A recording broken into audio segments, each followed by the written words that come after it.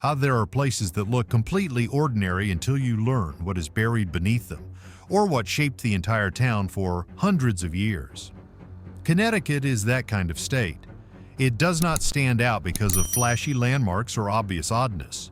It surprises people in a quieter way, a place that still moves to the rhythm of old electric trolleys, a town that carries the memory of onions, a city whose identity was shaped by hats, and small communities hiding layers of history far bigger than they first appear.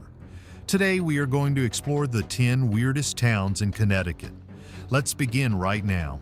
Number 10. Rocky Hill. Imagine living in a quiet Connecticut town where the strangest thing is not in a museum, not behind glass, and not safely tucked into a history book, but buried right under your feet. In Rocky Hill, that is exactly what makes the place feel so strange. At first glance, it looks like a normal New England town in central Connecticut, just south of Hartford, with about 21,000 people spread across a little more than 13 square miles. It feels neat, suburban, and settled. But the moment you realize what the ground here has been hiding, the whole town starts to feel different. Because Rocky Hill is not just a town with a dinosaur park. That would be the simple version. The stranger truth is that this town is remembered for the fact that its own earth still carries the movement of creatures from the early Jurassic. At Dinosaur State Park, more than 750 dinosaur tracks were preserved exactly where they were found. That means the weirdness of Rocky Hill is not something imported, recreated, or staged for visitors. It belongs to the land itself, and that changes the mood of the place. In most towns, history sits politely in plaques, archives, or old photographs. In Rocky Hill, history feels like it is pressed into the soil beneath everyday life. People drive to work, stop for errands, and go through ordinary afternoons while standing over traces of a world that existed around 200 million years ago. That contrast is what makes Rocky Hill so memorable. It is not dramatic on the surface, but underneath it holds something almost impossible to picture. The story gets even stranger when you realize these tracks were uncovered in 1966 during excavation for a state building project. Nobody was out hunting for some lost prehistoric world. The modern town simply cracked open the ground, and the ancient past was suddenly there. Even the name Rocky Hill feels fitting, tied to the town's rocky landscape and geologic character. That is why Rocky Hill belongs on this list. It is not weird because it has one unusual attraction. It is weird because the town itself feels like it is standing on top of a much older world that never fully disappeared. Number 9. Bristol. You can live in Bristol, go to work, run errands, sit in traffic, and pass through a city of about 61,000 people without thinking you are moving through one of the strangest places in Connecticut. It sits in west central Connecticut, not far from Hartford, and on the surface it reads like a normal working city with neighborhoods, businesses, and a long industrial past. But Bristol has a very unusual rhythm buried inside its everyday life. It is a city that somehow learned how to live beside a piece of early American entertainment history that never stopped moving. That is what makes Bristol feel weird in a way that is easy to miss at first. This is not just a city with an old amusement park. Plenty of places have old buildings, old signs, or old stories. Bristol has something stranger. It has lake compounds, which the park itself says began in 1846, and is the oldest continuously operating amusement park in North America. That means one part of Bristol has been laughing, screaming, spinning, and reinventing itself for roughly 180 years while the rest of the city kept growing around it. And that changes the feel of the place. In most cities, the past is framed on a wall or trapped behind glass. In Bristol, the past still has motion. It still climbs hills, drops tracks, and folds itself into ordinary weekends. The city is large enough to feel modern and practical, which only makes the contrast stronger. You are not in a preserved colonial village or some frozen tourist district. You are in a real Connecticut city that simply happens to carry a living, screaming fragment of old Americana in its core. That contrast becomes even more interesting when you remember Bristol's other identity, The city's official history ties Bristol closely to clockmaking and describes it as a heart of America's Industrial Revolution. So Bristol is already a place shaped by time, machinery, and motion. Maybe that is why Lake Compounce feels like more than an attraction here. It feels like part of the city's personality. Bristol does not just preserve history, it keeps it running. And that is why this city belongs on the list. Its weirdness is not locked in the past, it still spins right in the middle of everyday life. Number 8. Danbury. Imagine a city so shaped by one ordinary object that even after the factories are gone, the object still hangs over the place like a ghost. In Danbury, that object is a hat. Not a monument, not a weapon, not some grand machine. A hat. And somehow that tiny piece of everyday clothing became so important here that it still clings to the city's memory, its museum spaces, and even its official seal. That is what makes Danbury feel strange. It is not weird in a loud way, it is weird in the quieter, older way, where a city keeps carrying the outline of a past life long after the original world has vanished. Danbury sits in Western Connecticut near the New York line, and with nearly 89,000 residents spread across about 42 square miles, it feels like a real working city, not some frozen historic village. That size actually makes the story stranger. You expect a city this large to be known for highways, shopping centers, or commuter life. Instead, Danbury built one of the oddest urban identities in the state around felt hats. By 1800, local history says Danbury was already producing more hats than anywhere else in the United States. By 1887, the city's 30 hat factories were turning out about 5 million hats a year, enough to earn Danbury the name the Hat Capital of the World and the motto Danbury crowns them all. And the strange part is that the city never completely let that identity go. At the Danbury Museum, the John Dodd Hat Shop still stands as part of the historic campus, preserving hats, tools, and artifacts tied to the trade. The city seal still includes a derby hat in the shield, as if Danbury quietly admits that no matter how modern it becomes, part of its personality was shaped by brim, felt, and factory steam. Plenty of places used to make something, but Danbury is different. Here, the object became bigger than the industry. The hat stopped being a product and turned into a civic fingerprint. And that gives Danbury a personality that feels a little tilted, a little old-fashioned, and impossible to confuse with anywhere else in Connecticut. Number 7. East Haven. If you want to understand what makes East Haven feel strange, start with this image. A vintage electric trolley clinking through woods and salt marsh just off the Connecticut shoreline, as if the last 100 years only partly happened. That is the kind of place East Haven is. On paper, it looks ordinary enough, a shoreline town just east of New Haven with about 28,000 residents packed into a little over 12 square miles. It sounds like the kind of place built for normal coastal routines. But East Haven carries a different rhythm underneath that surface, one that still hums with the memory of old electric transit and the shoreline world it once stitched together. And that is the key to why East Haven belongs on this list. This is not just a town with a trolley museum, plenty of towns have museums.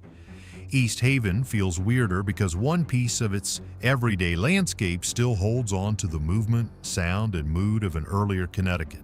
The Shoreline Trolley Museum operates on the former right-of-way of the Connecticut Company, the state's main streetcar operator from 1907 to 1948. The ride itself runs along about 1.5 miles of track through woods and marshland that once connected New Haven to the shoreline. So the strange part is not only that the trolley survives, it is that the setting around it still makes the old system feel believable, like the town never fully cut the wire to that earlier age. That is what gives East Haven its unusual personality. In many historic places, the past is neatly boxed up and explained to visitors. Here, the past still moves. It rattles over rail, slides past salt marsh, and makes the town feel less like a preserved exhibit and more like a coastal place, where time got layered instead of erased. The museum says the Branford Electric Railway opened in 1900, and it is recognized as the oldest continuously operated suburban trolley line in the United States. That is not a small claim. It means East Haven is still living beside a working fragment of suburban America from the age of electric rail. Number 6. Falls Village. There are towns that preserve history, and then there are places that make you feel like history simply never packed its bags and left. Falls Village is one of those places. The strange thing about it is not that it has a few old buildings, it is that the whole center seems to sit there with the quiet confidence of a place that never agreed to keep pace with the rest of the century. In northwestern Connecticut, inside the tiny town of Canaan, Falls Village belongs to a community of only about 1,100 people. That small scale matters because it makes the place feel less like a destination and more like a pocket of time that somehow stayed sealed shut. And that is what makes Falls Village weird in the right way for this list. It is not weird because it is flashy. It is weird because it feels untouched. Connecticut's tourism office says the village can make visitors feel as if they have been pulled back to the middle of the 19th century. And that is not hard to believe when you look at what is still there. Churches, a railroad depot, an inn, a bank, old houses, and the basic shape of the streets all remain with unusual integrity. In most towns, historic structures survive one at a time, scattered like leftovers. In Falls Village, they still seem to speak to each other. That is why the place has such an odd mood. It does not feel staged. It does not feel like a living history set waiting for tourists to arrive. It feels like the town center simply continued being itself while the modern world rushed around it. The historic district covers about 70 acres and includes around 71 buildings, reflecting the way the village grew in the 19th century around the Housatonic Railroad and local water-powered industry. There was even a canal here tied to the power of the nearby falls. So this was never a decorative postcard town. It was a real working place with movement, commerce, labor, and rhythm. Maybe that is why Falls Village feels so different from other old New England communities. It does not just show you history. It lets history remain present tense. That is what earns it a place on this list. Falls Village is strange because it gives off the feeling that while the rest of the world kept updating itself, one small downtown in Connecticut quietly decided there was no real need to hurry. 5. Windsor. In Windsor, the past does not feel silent. It feels like it is still trying to get a signal through. That is the strange thing about this town. You are just north of Hartford in a community of about 30,000 people driving through an ordinary modern Connecticut town. And yet Windsor keeps giving off the feeling that some of the earliest layers of American life are still humming beneath the surface. It's not just the first houses, not just the first fields, but the first attempts to settle a canard, to send a message outward and be heard. That mood starts with age.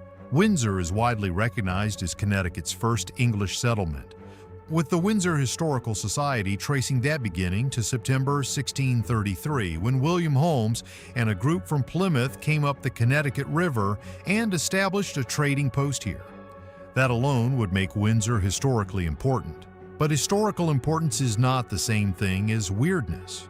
The weirdness comes from the fact that Windsor does not stop at origin story history. It keeps going. It feels like one of those places where the earliest chapters of settlement somehow stayed in conversation with the earliest chapters of communication. That is where the town takes its turn into something more unusual. At the Vintage Radio and Communications Museum of Connecticut in Windsor, visitors can tap out their names in Morse code, tune a 1925 radio, crank a wind-up phonograph, and listen to a homemade crystal set. Those details matter because they turn old technology into something physical and alive again. In most towns, the past gets flattened into plaques and dates. In Windsor, you can still hear it click, buzz, and crackle. You can still feel how people once reached across distance before the age of screens made that effort invisible. It is not weird in a loud or theatrical way. It is weird because it feels like two early American stories are still lightly overlapping here. One is the story of first settlement, planted along the river in 1633. The other is the story of early communication, when human voices, coded taps, and fragile signals first started stretching beyond the limits of distance. In Windsor, those two stories still seem to echo off each other. The town does not just preserve old history, it sounds like old connection. Number 4. Wethersfield. There is something wonderfully strange about a town that built part of its identity around an onion. Not a battle, not a grand invention, not some glamorous export. An onion. And that is exactly what makes Wethersfield feel different. Just south of Hartford along the Connecticut River, Wethersfield has about 27,000 residents packed into roughly 12 square miles, which means it is not some tiny forgotten farming hamlet. It is a real Connecticut town with deep colonial roots, a large historic district, and all the dignity that usually comes with old New England places. But underneath that polished historic image is a much earthier local memory, one that still smells faintly like the fields. That memory is the Wethersfield red onion. Local history says the onion was developed specifically for trade and became such a recognizable crop that it turned into a symbol of the town's agricultural roots. That matters because it means Wethersfield was not just a place where onions happened to grow well. The onion became part of how the town understood itself. In a state full of old communities that like to remember themselves through elegant houses and founding dates, Wethersfield also carried a much humbler badge of identity. It was, in the most literal way, Onion Town, and that is where the weirdness really sets in.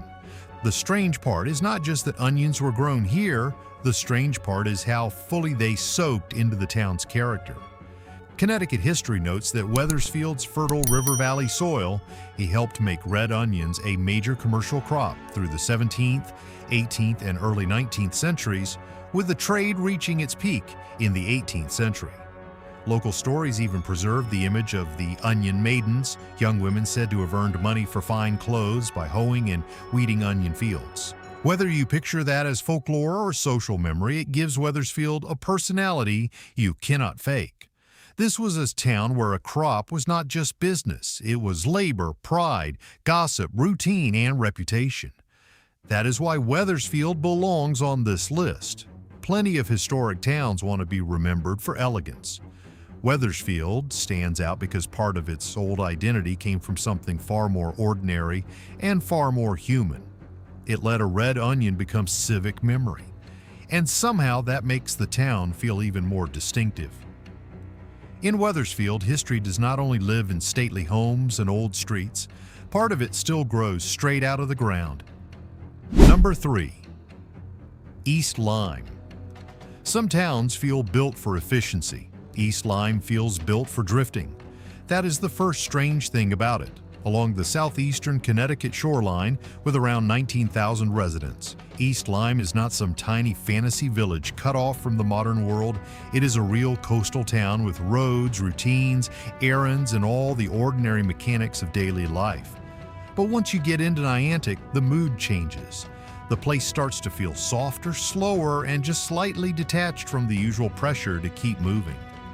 And that is where East Lyme becomes hard to forget, because the weirdness here is not loud. It does not jump out at you like a ghost story or a giant roadside attraction. It settles in more quietly. In Niantic, one of the clearest expressions of that feeling is Book Barn, where old books, garden paths, cats, and even goats somehow exist together without feeling staged. That detail matters. In a lot of towns, something like that would feel like a gimmick designed to make visitors stop for 5 minutes and take a picture. In East Lyme, it feels different. It feels natural, as if this town already had that personality, and the bookstore simply gave it a shape people could walk through. And that is what makes East Lyme belong on this list. The strange part is not just that there is a used bookstore with animals wandering around. The strange part is that it fits. It fits the shoreline mood, it fits the slower pace, it fits the sense that this is a place where people still allow themselves to browse, linger, and lose track of time a little. East Lyme gives off the feeling that life here is not organized entirely around getting somewhere faster. Part of it is still organized around noticing things on the way. That makes East Lyme weird in a very New England way. Quietly weird. Gently weird. The kind of weirdness that does not try to impress you but stays with you anyway. It is a town that seems to understand something modern places often forget. Sometimes people do not want to be rushed.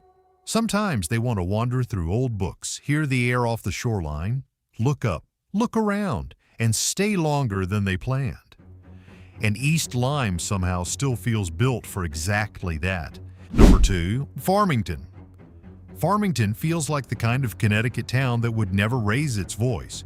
It sits just west of Hartford, with about 28,000 residents spread across roughly 28 square miles.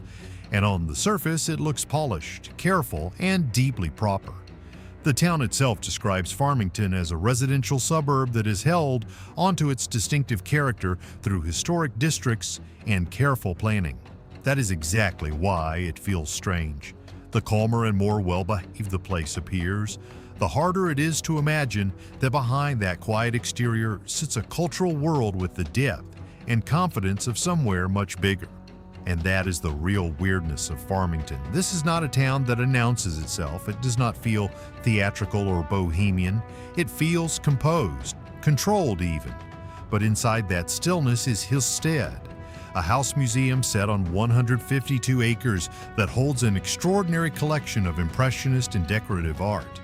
According to the museum, the collection includes works by Claude Monet, Edgar Degas, Edouard Manet, James McNeill Whistler, and Mary Cassatt, along with original furnishings, sculpture, and Japanese woodblock prints. Google Arts and Culture goes even further, saying the collection rivals those in major museums around the world. That is the part that makes Farmington so hard to shake. A town this quiet should not, by instinct, feel like the place where a cultural treasure of that scale is waiting in near silence. But somehow, Hillstead does not feel out of place here. It feels hidden in plain sight, which is even stranger. Farmington's careful historic character actually makes the whole thing more believable, not less. In 2025, the state approved 2 cultural districts in town, recognizing the concentration of landmarks and cultural institutions there, including Hillstead. So Farmington is not simply a suburb with one surprising museum dropped into it. It is a place whose quiet surface has been carrying cultural weight all along. That is why Farmington belongs this high on the list. It is weird because it hides its strangeness behind manners, symmetry, and calm. The town looks as if it should be remembered for neat streets and old houses.